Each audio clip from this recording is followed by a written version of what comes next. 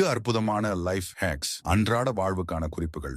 ஆவணங்களில் ஒட்டியுள்ள டேப்பை அகற்ற வேண்டுமானால் அதன் இரு முனைகளையும் பிடித்து மெதுவாக இழுக்கவும். காகிதம் கிழியாமல் அது மென்மையாக உரிந்து வந்துவிடும். தரையில் பெயிண்ட் சிந்தினால் அதை பேப்பர் டவல்களால் துடைக்க வேண்டாம். அதற்கு பதிலாக சிந்திய பெயிண்ட் மீது சிறிது சர்க்கரையை போட்டு மெதுவாக கிளறவும். அது ஒருபோதும் அங்கு இல்லாதது போல் சர்க்கரையுடன் சேர்ந்து முழுவதுமாக உறிஞ்சப்பட்டு வந்துவிடும். உங்கள் சாவியை ஒரு சிறிய கல்லின் மீது வையுங்கள். ஒரு துண்டு டேப்பை வெட்டி சாவியை அந்த கல்லில் பாதுகாப்பாக ஒட்டவும். அதை ஒரு பூந்தொட்டியில் மறைத்து வைக்கவும். உங்கள் உதிரி சாவியை மீண்டும் ஒருபோதும் தொலைக்க மாட்டீர்கள். உங்கள் ஆடைகளை 2 ஹேங்கர்களை பயன்படுத்தி தொங்கவிடுங்கள். பலத்த காற்றில் கூட உங்கள் ஆடைகள் கொடியிலிருந்து கீழே விழாது. திரைகளில் உள்ள தூசியை சுத்தம் செய்வது கடினமான வேலை. ஒரு பூப்பந்து மட்டையை திரையின் மீது வைத்து மெதுவாக தட்டவும். இதன் மூலம் தூசு நீக்கப்பட்டு திரை சுத்தமாகவும் நேர்த்தியாகவும் இருக்கும். ஒரு கதவு கீழும் ஒரு பயன்பாட்டு கத்தியும் ஒரு சிறந்த இணையாகும். கத்தியை கீழின் மீது பொருத்தினால் அது ஒரு திறமையான கம்பி உரிக்கும் கருவியாக மாறும். இது எலக்ட்ரீஷியன்களுக்கு மிகவும் பிடிக்கும். தண்ணீர் குழாய் சுத்தம் செய்யப்படாமல் தண்ணீர் ஓட்டம் முற்றிலும் தடைபட்டிருந்தால்